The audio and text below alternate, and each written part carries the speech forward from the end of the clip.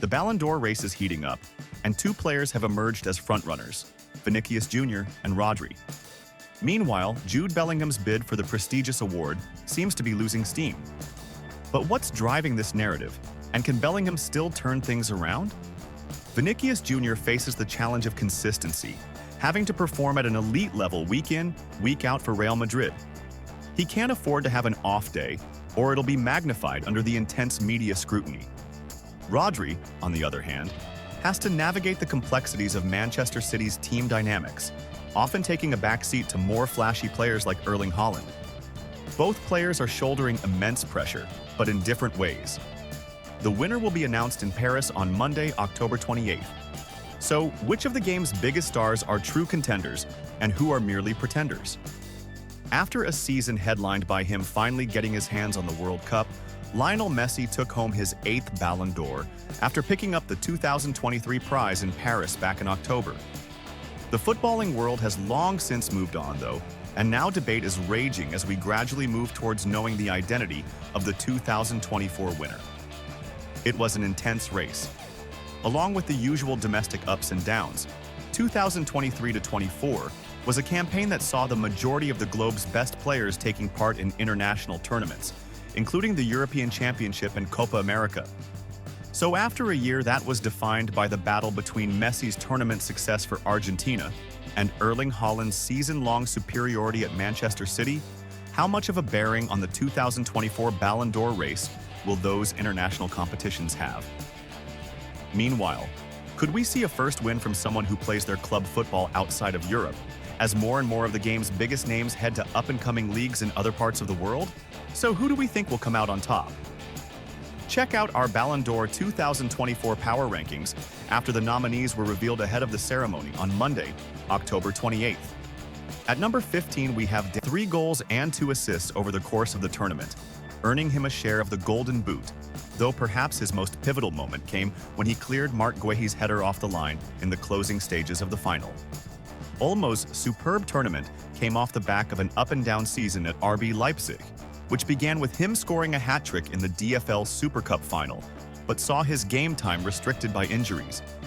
Regardless, his Euros heroics look earned him a big money move to Barcelona. Emiliano Martinez.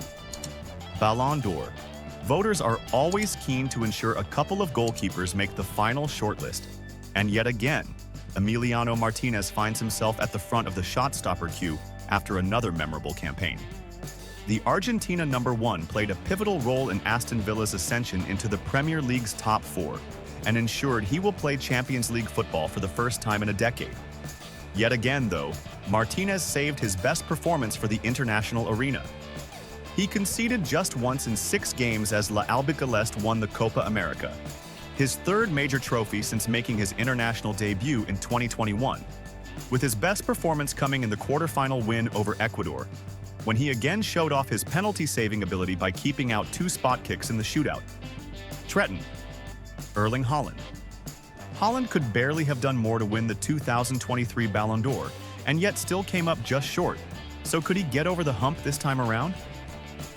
The answer is almost certain to be no, as despite his fine goal-scoring record, he endured some forgettable performances in 2024. He still ended the campaign with a league title after claiming the Premier League Golden Boot, but going out of the Champions League in the quarterfinals is likely to prove costly to his Golden Ball hopes. That is because of the biggest obstacle that was already in Haaland's way, which is that he again missed the big summer tournament after Norway failed to qualify for Euro 2024. There was always a chance that if other contenders shone in Germany, then Haaland's potential heroics might be forgotten, come voting time. As it is, they will merely push him further down the final rankings. On Ikinci Lamine Yamal, Barcelona may have endured a trophy-less season packed with yet more off-the-field drama, but the emergence of teenager Yamal as perhaps their best player has given the Blaugrana hope for the future. The winger has set record after record in La Liga and looks to be the next generational talent to have emerged from La Masia. His performances for Spain at Euro 2024, meanwhile, introduced the teenager to a wider audience, as he picked up the Young Player of the Tournament prize after providing a tournament-leading 4 assists, as well as a memorable goal in Las Rojas' semi-final win over France that cemented his status as the game's next superstar. Elfte Florian Wirtz. Bayer Leverkusen's 52-match unbeaten domestic run underpinned what was a truly remarkable season that saw Xabi Alonso's side celebrate the club's first-ever Bundesliga title with an invincible campaign before backing that up with a DFB Pokal triumph. They did, however, miss out on the Europa League after losing to Atalanta in the final.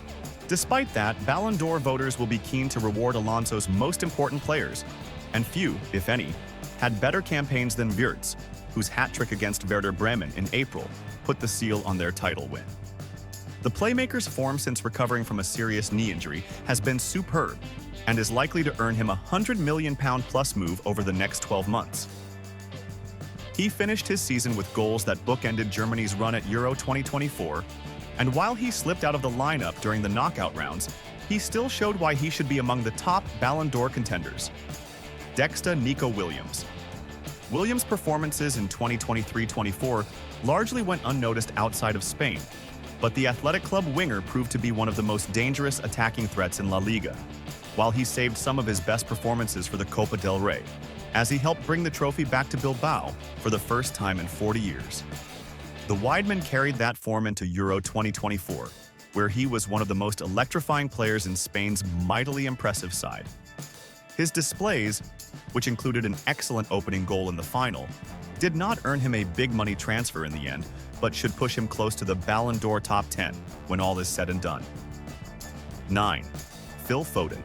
As Kevin De Bruyne and Erling Haaland missed chunks of the season through injury, Foden stepped up in spectacular fashion for City and enjoyed the best campaign of his already illustrious career to date. He scored 2 Premier League hat-tricks after the turn of the year, as well as a stunning brace on the final day to seal a 4th successive domestic title for Pep Guardiola's side. His superb strike at Santiago Bernabeu against Real Madrid, however, ended up counting for nothing as City crashed out of the Champions League on penalties in the quarterfinals. Disappointingly, the Premier League Player of the Year didn't quite carry that form into Euro 2024, with Foden's struggles to make an impact in an England shirt continuing in Germany this summer, despite the Three Lions' run to the final. Any chance of him properly challenging for the Ballon d'Or ended with those displays. 8. Harry Kane. Kane's move to Bayern was meant to put him in a spot where he could finally end the wait for a first trophy of his career. But the Bavarians finished the season without any silverware after surrendering the Bundesliga title to Bayer Leverkusen and losing out to Real Madrid in the Champions League semi-final. Kane did score at a record-breaking rate and averaged more than a goal a game in the league for the deposed champions. However, those exertions took a lot out of the England captain, and he looked labored at Euro 2024 despite earning a share of the Golden Boot with his 3 goals. Yedinci Kylian Mbappe. This was the year when the saga finally ended, as this was Mbappe's final Ballon d'Or campaign as a Paris Saint-Germain player, with his protracted move to Real Madrid being made official in July. Mbappe's goals sealed a 3rd successive Ligue 1 title for the Parisians, but the forward's dream of bringing European success to Parc des Princes was ended with defeat in the Champions League semi-finals to Borussia Dortmund.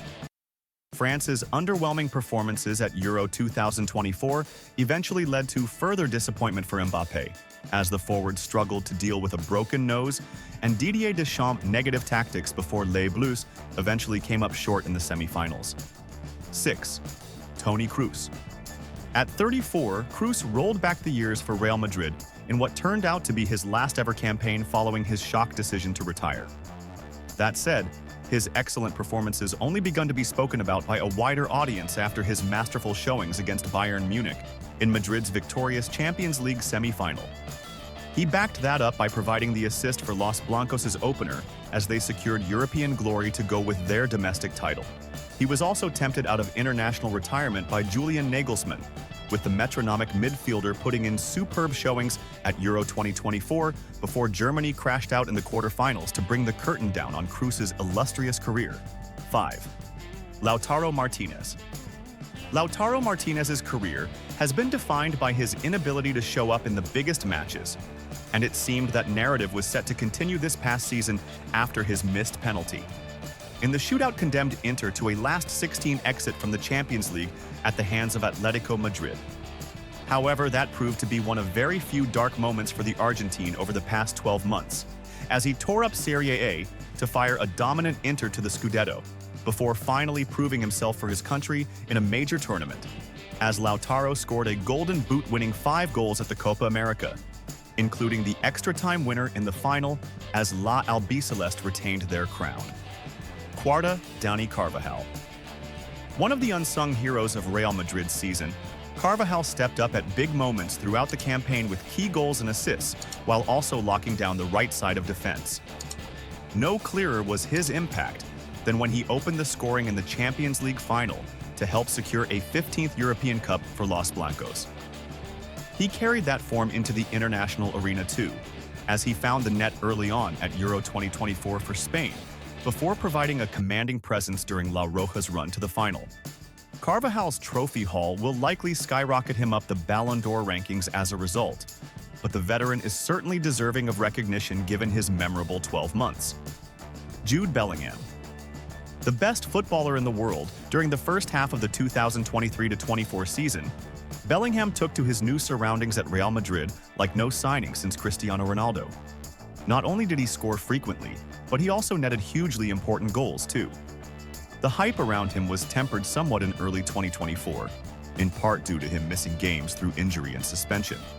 But he reignited his Golden Ball bid with a tireless performance to help knock Manchester City out of the Champions League before netting his second stoppage-time winner in El Clasico of the season.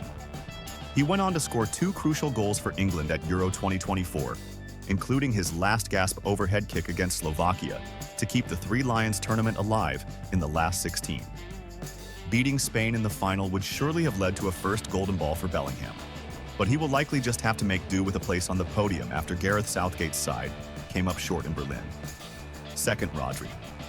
Until the FA Cup final, it had been over a year since Rodri last tasted defeat inside 90 minutes for Man City, and little illustrated his importance to the team more than the fact that they lost each of the first 3 Premier League games that he missed in 2023-24.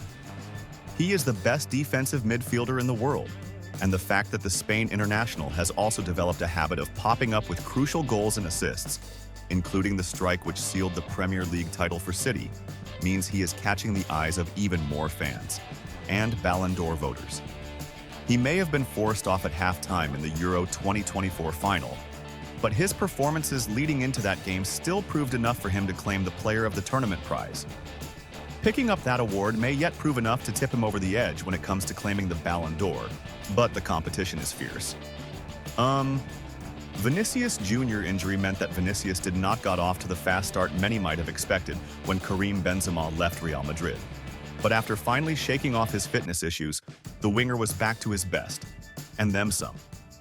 He netted a hat trick to help beat Barcelona in the final of the Spanish Super Cup, while he was in fine goal-scoring form in La Liga as Carlo Ancelotti's side secured the title at home. Perhaps most notably, though, he was the outstanding player in both legs of Madrid's Champions League semi-final win over Bayern Munich, and he went on to light up Wembley in the final by scoring the second goal in the victory over Borussia Dortmund. His summer, however, did not go to plan. Despite scoring twice against Paraguay in the Copa America group stages, Vinicius then picked up a suspension that ruled him out of the Selecao's quarter-final against Uruguay, and he could only watch from the stands as his compatriots crashed out on penalties.